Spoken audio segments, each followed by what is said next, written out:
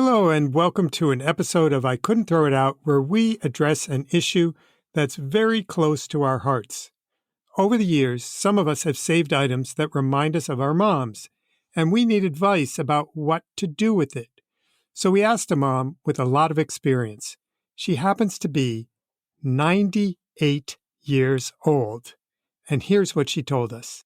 Actually, I don't think you can keep enough mementos. Memory fades in some ways, but if you have a reminder, a physical reminder, it helps. Now that's a suggestion I love to hear. For more ways that we and you can remember and honor our mothers by appreciating the treasures they gave us. Keep listening.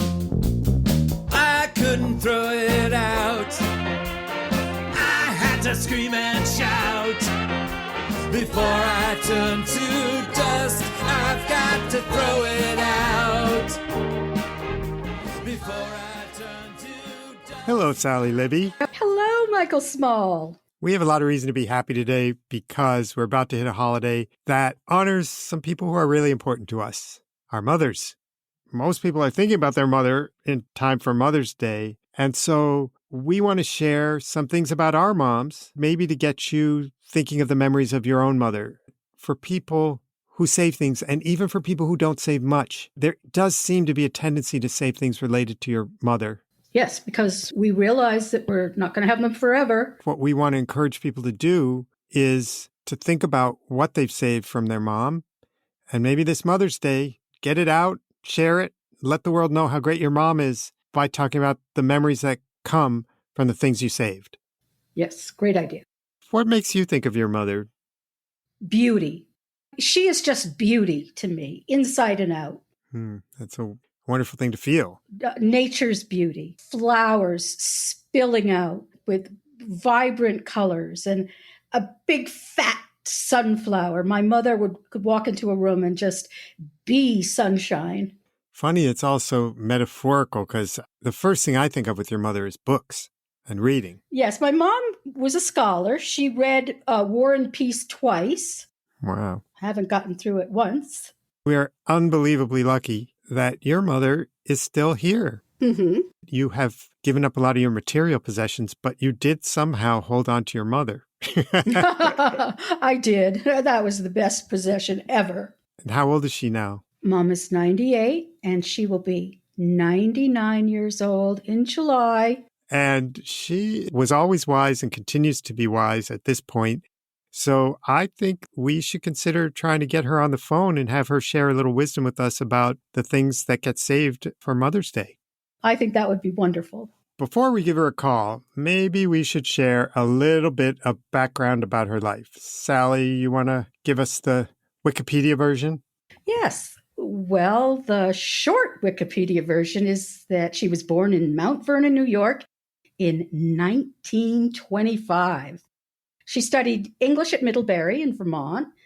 At the same time, she was studying my dad, Jackson Welsh, until they got married in 1951.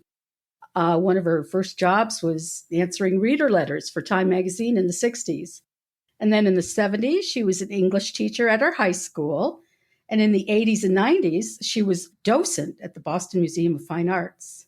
Most important of all, considering that it's Mother's Day, she had 5 children, including me, and she was a wonderful mother to all of us. She sure was. I think that's all we need to know before we talk to her, and let's see if we can get her on the phone. Okay. We're going to use kind of a crazy rig to call her. So, Sally, your audio quality is about to plummet as soon as I patch her in. But here we go. Hello, Barbara Welsh. You are now making your podcast debut on I Couldn't Throw It Out. And Sally, you take it from here. So, Mama? Yes, dear. So glad you agreed to speak with us for our special Mother's Day episode. Oh, my. Yeah, I have some experience in being a mother. So we want to call on your life experience of 98 years to see if you'll share some wisdom that will help us with our podcast. Okay, I'll try. Do you think you can explain why people want to hold on to their possessions? Absolutely, because they are fond of them. They like to have the memories of what's happening at that time. or what they were doing. Why don't we just throw it all out and live with very little? Oh, no, I think it's much better to have these memories that come out now and then. And you said, oh, I'd forgotten about that. Yes, I do remember that.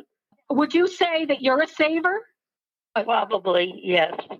It was kind of hard for you to throw out or give away things, wasn't it? Oh, absolutely. That's right. I remember those closets. I'm sorry you do. Do you remember anything that you saved that you really loved? Oh, absolutely. I saved my dollhouse and brought it with me all the way around the country, and it was in our bedroom. It really was exquisite. Well, it was lovely because it was furnished by my mother and aunt. They loved dolls, too. They made incredibly beautiful doll clothes and doll furniture. You had to toss or give away a lot throughout your life. I'm a real saver, so it was very hard to do that. It's very, very difficult. In fact, it's agonizing. You often will like to put something off until another time so you don't have to make a decision. And I think that's what Michael's been doing for about 60 years. I always knew I had a strong connection to your mother. We are both savers, and so we have that in common, and I didn't realize it. I know we had something in common, and it was one of those things. I remember the Welsh household, and definitely there were things saved in basically every corner of that house. Oh, yes. Yes. That's true. And sometimes saved was a little bit of kitty poo-poo. No, of course. never. I have some things that I'm going to ask you whether I should keep. When I was 13 years old, I was a mother's helper. It was the month of July, and your birthday was coming up. So I pedaled 10 miles, and I brought you, if I may say so myself, a lovely vase, blue flowers and orange centers. When we were clearing out your house, I took it. It brings back fond memories. I should keep this then, right? I should think so. I think so too. Actually, I don't think you can keep enough mementos. Memory fades in some ways, but if you have a reminder, a physical reminder, it helps. Yes. I also have two beautiful frames. They're silver metal, and they have wings and a head and a halo over the head. From you. You gave it to me about 25 years ago. Should I keep these two frames, do you think? Oh, well, if you can find another use to put inside the frames, maybe you should. Double used again. I really love these frames, so I will keep them. Oh, good. I'm glad to hear that. And then one of my favorite photos of you is you're sitting in the wing chair in the living room in a beautiful fuchsia sweater with your black hair flowing all around your beautiful face, and you're holding sweet Emily. And Emily was only about, maybe a year. Oh. And you have such love and joy in your face, and I just love really? it. Oh, Think it of looks you. joyful. See that cute little thing. And you cute little thing, too. Hardly. Yes. We're coming up on Mother's Day. What advice would you give to mothers who are raising children? Give them as much freedom as you can bear without having them get into trouble. I love it. I'm all for freedom. Is there a secret to creating a close-knit family like ours? Oh, I think that anybody who has had experience with a family of her own, relatives and things, will definitely follow that because they will enjoy the feeling of being in a big family, wonderful unit. In a way, you almost have to have the role models, would you say, of having love and compassion? Well, I guess it would be, It always follows love and compassion when somebody's been very naughty. But you didn't have any naughty children, did you? Oh, never. We only raised the best breed and we threw the other ones out. Okay, here's a question. Looking back, would you have done anything differently as a mother? Probably there are a lot of things I would have done differently. Not offhand, I can't think of any one particular one. Probably would have encouraged everybody to experiment a little more with how they felt and what they wanted to do for having more freedom. Sally, I want to break the news to you, which you may not know this, but you are not going to live forever. I'm not? Oh, I didn't know that. I was talking to Sally. We know you're going to live forever. And so if you're not going to live forever, you mentioned some things that you have, like beautiful photo of your mother holding Emily. And I'm wondering, Barbara, what should Sally do with that? When Sally has made a decision about whether to throw it out or not. Yeah, should she throw it out, or is that something that goes to her children? No, I would never throw anything like that out because it goes from generation to generation. Previous generations don't live forever. So you have a photographic image of something that happened a long time ago. I totally agree with you. And I think that picture will go to Emily for sure. Oh, I hope so.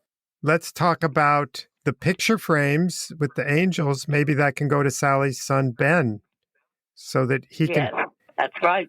And he can put a picture of Barbara in one and a picture of Sally in the other. I think that's a good suggestion. I always tell my mother that my siblings and I won the mother lottery. And coincidentally, we won the father lottery too.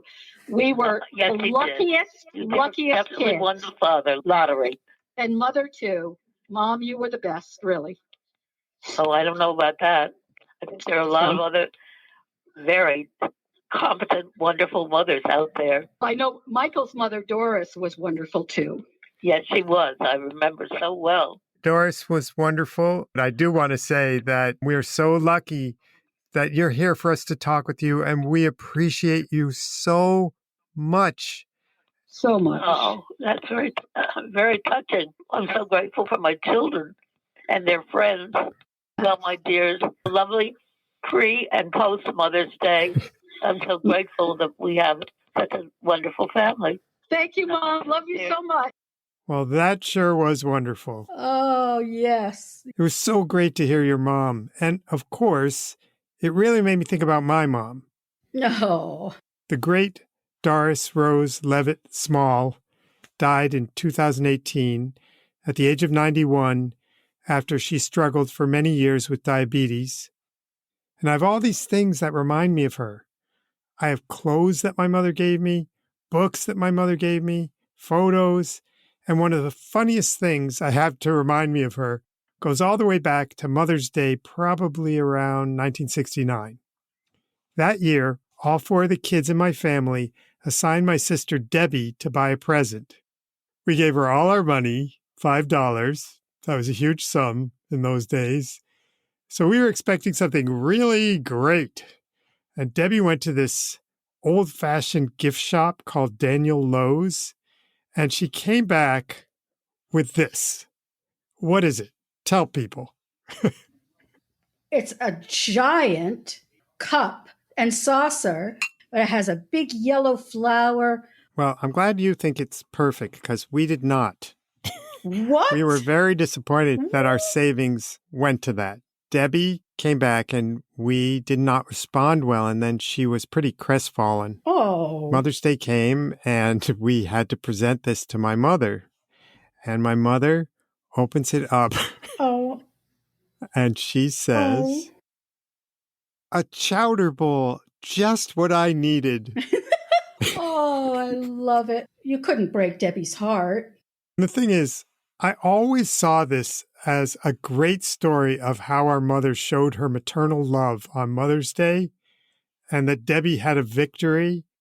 But I checked with Debbie and she told me she never believed my mother's reaction for a minute. She always thought Doris was laughing when she used that bowl whenever she served gravy or cranberry sauce with it. I didn't see that as a bad thing because Doris loved to laugh. And I thought we were all enjoying the joke together. It was like one of those ongoing family things.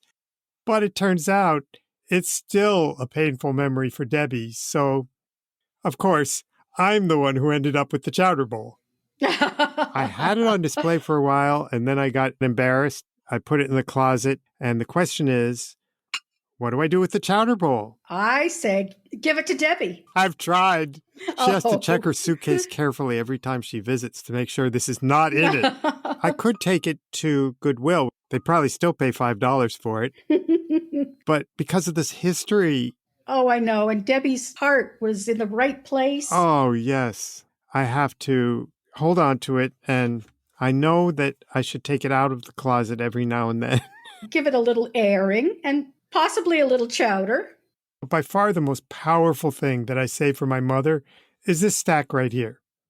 It includes every card and letter I ever got from my mother. And there's a lot of them. I just want to show you and get your reaction when you see. Oh, wow. 8 inches thick. There's cards. Here's one that says, "Here's little old me with lots of love for little old you, Dar." Oh. Look at this stack of letters. I think I need to clarify that my mother did not have a realistic view of me at all. How would you describe it? She had you up on the highest pedestal, Mike. The truth is she had all her children on a pedestal. I was always hearing her rave about my brother and my 2 sisters, even though apparently she didn't always remember to rave directly to them. But I think it's possible that I got a little extra in that department.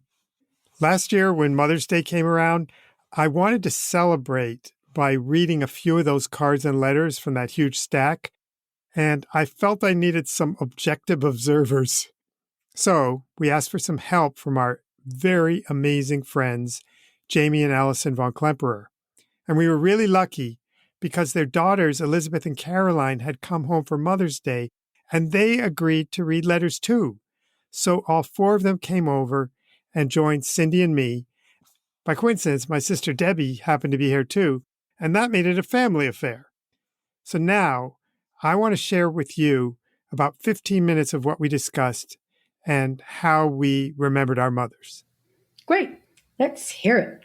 Today is Mother's Day, and we are thinking about mothers today. And one of the things we sometimes do when we're together is read some things with each other. And I'm asking the family here to help me look at the letters and cards that I received from my mother. Hopefully, it'll bring back memories for them about their mothers, which maybe they'll share. And also for anybody listening, maybe memories of what you got from your mother.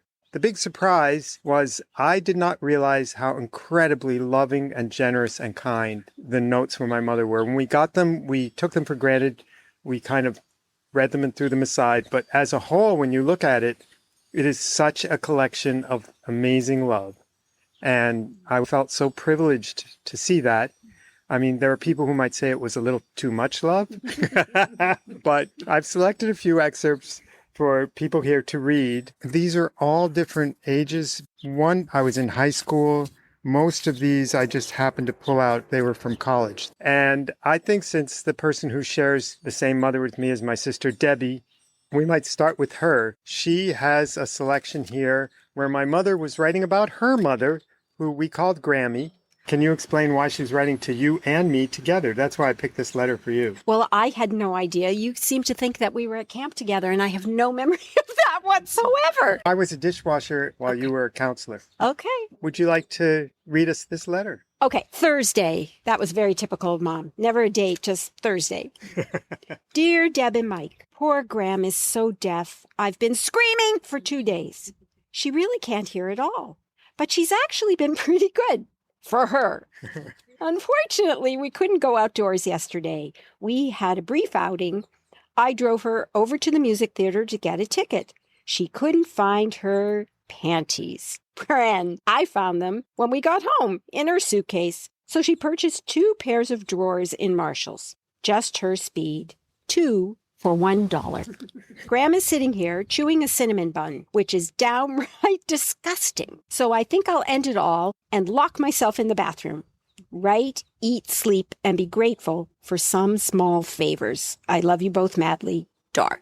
That was letter number 1. We're going to move on to Jamie. There was a class, Symbolist Poetry. It's the only time in my entire college career where I actually had the best exam in the class. I wrote to my mom to tell her that I did well on this, and this is what she wrote back. So this is written to Michael. Monday. Dear Symbolism in Poetry champ, boy, am I proud of you. To do the best on an exam is indeed an accomplishment. But what about the hair symbolism in Madame Bovary? Leon curls and uncurls his hair. Emma's first glance is at hair. The stable boy almost swoons when he sees Emma loosen her hair. I was going to have a haircut this week, but now I'm afraid if I do, I'll lose my sex appeal. Now that the pressure's off, how about a letter? Love you muchly, miss you madly, Dor. Oh, could a therapist have fun with that? Okay, we've got to Elizabeth, and Elizabeth is a writer. So I chose, this was just the closest I could find for a writer of what she wrote when she went to see a play, and this is her little review. Okay. Monday. Dear Michael, Saturday we saw California Suite, and I had the same reaction I have from all Neil Simon shows. I think Simon considers himself a modern-day Shakespeare, thinks he can successfully combine comedy and tragedy. Well, in my book, he can't. I have great difficulty laughing at people in trouble. I did howl a few times, but my overall reaction was, "Feh." Feh. Daddy smiled twice. I counted. So there's her literary criticism. What a sense of person that comes through these letters. I didn't know anything about your mom, but I feel like I know things about a character. Yeah. That's for sure. She was a character. Let me come around to your reading, Caroline. Yes. Here, it's this card that I received on my 21st birthday. Aw, Michael, dear. I usually send you a funny card, but on your 21st, I felt I was entitled to a little sentiment. However, I don't have to go into the run-of-the-mill when I was 1 and 20, because in your span of years, you've managed to find all the answers and leave me with all the questions. I don't have to utter pearls of wisdom, if I had any, or offer gems of advice, which you probably wouldn't follow anyway. With both feet on the ground and head in the academic clouds, you've managed to follow a path of dignity, understanding, and humanity which has compelled those around you to follow with love. This is so beautiful. So have a happy birthday. Have a drink for me. I love you. Dor. Oh. When you were 21, then you could drink. So that was a reference to being 21. Yeah.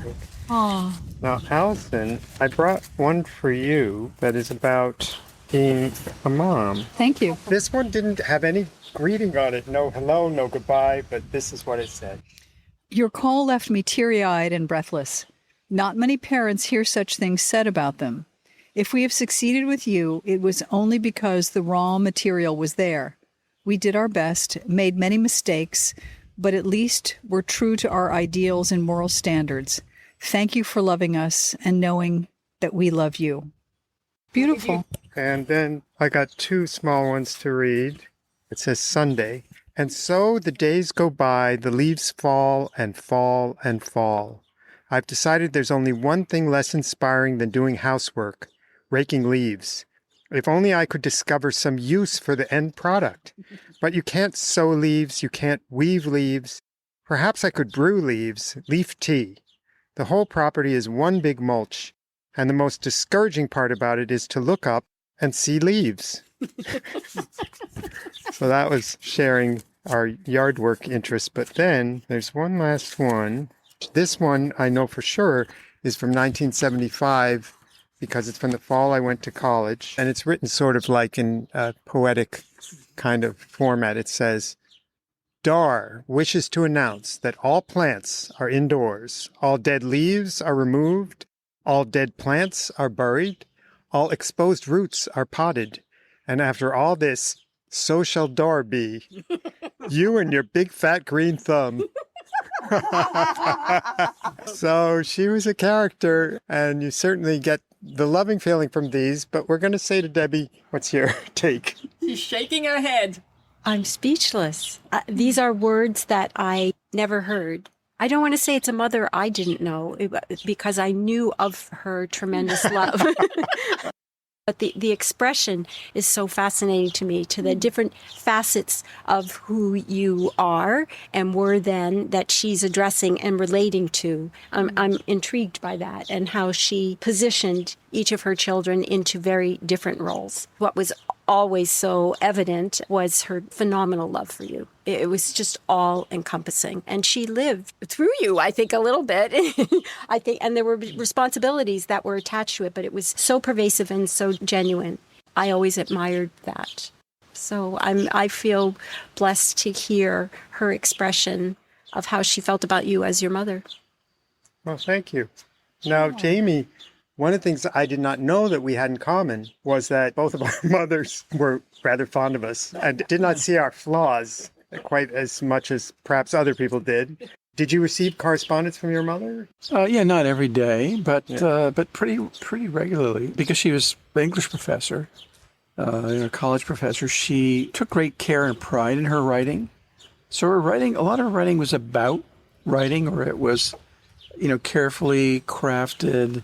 It was pretty balanced prose. There were too many flights of emotion in my mom's writing. There were kind of analytical letters, but they're always meaty, full of visual and other observations of things that most people wouldn't notice. She was pretty astute. Did you feel the love? Oh yeah, unconditional and always kind of a reliable love. Yeah. Backstop, always there. The writing didn't get operatic or didn't get, wasn't highly demonstrative. It was a little bit more rational. Allison, as a mom, did you have any reaction to anything you heard? What I was struck by in listening to the letters that were read here was how much your mother communicated two things at the same time, both a love and respect for you, but also that she was sharing intimate details about herself. And that she managed to tell you who she was and what interested her, and that she was passionate about literature, for example, or your interest in scholarship and academia, or when you were younger, what you might have been doing in summer camp, that she was really interested in you, but at the same time managed to tell you something about her and her interests. I really enjoyed the balance in those letters. Wow, That's amazing, because I have later letters where her life was not so happy and where she confided in me and told me how unhappy she was. That's very unusual, because parents try to present this bulwark of confidence and not to worry their kids. Yeah. I don't think it will happen, or it happens rarely, but I would want my parents to confide in us the things that are hard. I mean, I guess it's the thing I think about as we get older, is just that our relationships with our parents shift. I would hope to be able to have reciprocal relationships where if someone is experiencing difficulty, or like emotional difficulty, especially maybe in some way, that I could be of help as a friend. Thank you so much. Was there anything anybody else had on their minds? My mom couldn't be more different than Michael's mom. My mom was very aware of her self-presentation as a adult. And I didn't think of her as funny, but she actually did very funny things and wrote some funny letters. But Michael's mother, the first time I met her, she was watching some kind of game show on TV. Name that tune. Then she was jumping up and down on the couch, which my mother would never do either. Because she was so excited because she could name the tune. And she was screaming, "Turalura, turalura." I was like, I'd never seen anything like this. I mean, I was like, is this a mother? But I did think she was hysterical. I mean, she did crack me up. Now, you did leave out one small detail there. It was the $10 million answer that she had just won. She carried that with her for many years. So that was really the jumping. Anybody thinking, Allison, about your mother? I guess what was interesting, I mean, all of our mothers, we have to be clear when they were born. So my mother was born in 1922, lived through the Depression and the Second World War. She very much lived in her head insofar as she was great at math and engineering. When the men went to war, she could go and do a graduate program in math. So she was given that opportunity. And she was very good at what she did. She read everything she could get her hands on. She led an interesting intellectual life. But the center of her being was being maternal. She was just a deeply maternal and deeply nurturing person who just happened to love to read a lot. But it didn't seem to be in opposition or in conflict. Both of those things lived together happily for her. It wasn't either or. There was no binary for her. It was both. Debbie, do you think Doris would be upset that we spent a little while talking about her? I pledge the fifth. She's in heaven, jumping on the clouds. Okay, well, thank you so much, everybody. This is why I couldn't throw out those letters. Now you understand. Okay, Sally, you've heard that my mom was kind of fond of me, in case you never realized that before. And I know someone else who's got some fondness, and it's you being fond of your two children. One of them worked on the artwork for our podcast. That's your son, Ben, and we are forever grateful. Right? And one of them is available to talk to us about some things that you saved that she gave you. And it's quite appropriate to have her on this episode because Emily has just informed me that she and Paul are going to be parents in November. Yay, Emily and Paul. Let's bring her on to help us with figuring out what you can and can't throw out. Let's do it. Okay, well, welcome to our special guest, Emily Libby. Hello. Emily! Thank you for having me, Michael and Sally. Well, we're very excited because we want to talk with you about things that you've saved that relate to your mother and things that she saved that relate to you. Sally, do you want to ask Emily what she's got in her possession? Emily, do you have something that Mama has given you that you've kept and you want to keep? Mom, I don't think you're going to be very happy with me. Uh-oh. So, Michael, as much of a sentimental, emotional, and quite nostalgic person that I am, I also don't collect a lot of things. I try to be quite minimalist, actually. And when I moved across country to San Diego, I did have to leave a lot of things that I normally would probably have with me at home. So while I do have things that I've saved, they are in a basement somewhere on the East Coast, Dad's basement. Uh-huh. However, I will say what I'm most excited about saving from Mom is all of the photos that she's taken over the years. And recently, she's sent me quite a few baby photos. So it's been really fun to look at newborn pictures from myself. It's just so fun to kind of think about, what is our baby going to look like? I would say the photos, especially digital photos, have been the best thing for me to save and to have for nostalgia purposes. But Mom, I'm so sorry. In terms of actual physical things, I don't know if I really have anything specific. I'm just curious, do you miss saving things? Are you glad you don't have things? Why don't you save things? You know, growing up, I was just very anal and clean and always liked to have things in its place because unfortunately, I just have the type of brain that when there's clutter, I feel cluttered. I feel very overwhelmed. And so I have to have things very organized or else I feel disorganized. But yeah, I would say, Michael, it's really just to keep the peace. As silly as that might sound.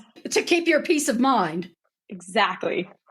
Knowing your mother as I do, I can assume that you have received hundreds of cards from her. Yes.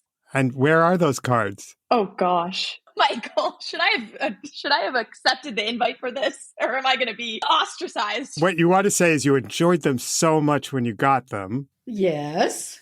I do have a box of special cards that I keep. You know, Mom is such an incredible writer, and there certainly have been cards that, you know, I can't throw it away. I couldn't throw it out. So it's definitely in the box. But like you said, I can't keep hundreds of thousands of cards or else I would go crazy. There's one in the mailbox right now that's being picked up tomorrow for you. Enjoy it for about 5 seconds. Thank you. That's why I actually don't send cards for birthdays or Mother's Day. You know, I like to send things that typically food or items that will be used. I don't really like waste. I really don't. I want to save the environment. It's just so much paper. And I feel so guilty saying this because a card has such beautiful sentiment, but I'm too practical for it. It's too much waste for me. I can't deal with it. That's okay. You're a breath of fresh air for this show because I've been a bad example for 2 years saying I'll throw things out and not throwing them out. And here, I think America wants to thank you for being the person who can show them the correct way to live, which is you don't need all the stuff that I refuse to throw out. I don't think there's a right or wrong here. I really don't. I think it's people preference. I agree. Right. I was able to get Sally to admit that she had saved a couple things that relate to you. And we want to check in with you about what should she do with these things. Do you want to inherit them someday? Should Ben, your brother, inherit them? Or what else? So Sally, take it away. Okay. Emily has given me quite a few of her ceramic items that she made at her high school. And they are so lovely. I have all of them. And this is a waffle woven bowl that's pink and very, very, very light green up here. And it's so beautiful. I love this. What should I do with this? Oh, it's beautiful. I remember that. Well, since you love it so much, why don't you keep it? I will keep it. Yes. Yay. Do you use it, Sally? Does it, where does it usually? This is a decorative item that goes on the hutch. Well, I could put fruit in it. Oh, I have. I've put fruit in it before. Yes. But it's on display. It's not in a closet or something. That's right. It's on display. The Swedish death cleaning people said that if it's on display, it's okay. You know, you just don't want it in a closet. Presumably, when it is on display, you go by it and you think, I have the best daughter on earth, over and over and over. I say that every day. Okay. The next item is Emily's childhood blanket.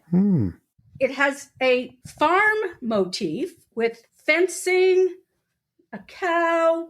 I remember this. Lammy. And I have actually had it on my bed recently. And I just cannot give this away because it's my baby's blanket. Oh. So I would like to know, speaking of babies, if you would like this blanket for that baby that's coming in November. 100,000% yes.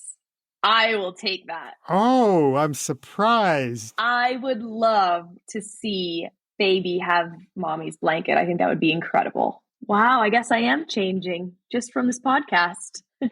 Yes, but you're going to use it, and that's the key thing, because people like me just save things without using them. So you're still a model for America. By the time we're done, we can sully you a little bit. Thank you, Mom. That's beautiful. I can't believe you saved it. You have made me a few photo books that I absolutely adore. You see this? Yes, I remember our Mexico trip. And this is from 2010. In it, you wrote a beautiful message, if I may read it. And it's, Dear Mom, Happy Mother's Day. You are my everything, my rock, my best friend, and corny joke teller. I can talk to you about everything and we can do anything together and you make it fun. You have such a warm spirit with the biggest heart. I am so lucky to have a mom like you because you fill me with so much love every day. I love you to the moon and back. Love always, Emily. That's just so wonderful. Thank you, Mom. Well, I guess that book is definitely being kept. It's definitely being kept, but I can inherit it whenever you're ready. Whenever the next life takes you, I will inherit that. Yes. Jury's still out on the ceramic bowl. We'll see if my kid wants it. Oh. Don't let that kid break it, okay? I think this brings us to our last question for Emily on Mother's Day, which is, have you thought at all about your wishes for your child as a mother? Oh, I've been thinking about this for a long time. It's kind of scary right now. There's a lot going on.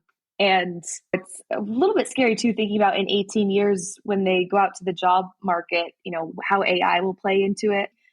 I don't let that bring me down. I just try to be real about it. What I really care about is just making sure they're a good person, respectful, kind, compassionate. I'm sorry. This is the one thing about being pregnant. I have hormones that are raging. Getting a little emotional. I just want them to be good to others because I think that that helps make the world go round. And I think there are a lot of people out there that are struggling and we don't know what they're going through, or they might take their anger out on you. And it's just making sure that my child knows, just lead with love and compassion and it will be okay. I know that sounds so corny, but that is what's driving us and making me really excited. We spoke earlier to your grandmother, and I see in the three of you, in your grandmother, in Sally, and in you, living out the things that you just said. And it's really beautiful. I'm so grateful that you invited me on here. It's our honor. Happy Mother's Day. Again, everything that I wrote in the Mexico book is how I feel today. And I love you. And you're going to be an amazing grandma. And it's just going to be so fun to see this next generation. I know it. I can't wait. My two best Mother's Day gifts were Ben and Emily. Love you, love you, love you. Thank you. Bye. Okay, Sally, since it's Mother's Day, I'm going to tell you, you did a great job raising Emily. Thank you. You've done an excellent job of setting an example of not saving things, and she's followed your example, so congratulations on that. Yes, I think that was wise. Well, I still have this stack of letters and cards from my mother, and I have not thrown out any of them. Not a lot of progress on that front, although being able to remember my mother and hearing Allison and Jamie remember their mothers and talking to your mother makes us so happy that there's a day called Mother's Day. You said it. And I don't think you did much better than I did in terms of throwing things out. No, that sentimentality is just contagious. When it comes to the kids, I can't. Okay, we found your weak spot in terms of saving. That's right. I'm not pushing anyone to throw things out, but I am pushing people to revisit their memories by looking at the things they've saved. And you get an A+ for that, Sally. All right. Anyway, we want to wish Happy Mother's Day to everybody who is celebrating this May and in future Mays. And you can see photos of everything we talked about. The blanket, the chowder bowl, the works. It's all on our website, throwitoutpodcast.com. And we also hope you'll follow us on Instagram at throwitoutpod. Thanks for listening. And thanks to the Von Klemperers and Emily and Barbara Welsh and everybody out there who's got a mom. Happy Mother's Day, everybody. Happy Mother's Day. Bye. Bye. Look up that stairway to my big attic. Am I a hoarder or am I a fanatic? Decades of stories, memories stacked. There is a redolence of some irrelevant facts. Oh, I couldn't throw it out. I had to scream and shout. It all seems so unjust, but still I know I must. Before I turn to dust, I've got to throw it out. Before I turn to dust, I've got to throw it out. But I couldn't throw it out. Oh, I couldn't throw it out. I'll sort through my possessions in these painful sessions. I guess this is what it's about. The poems, cards, and papers, the moldy, musty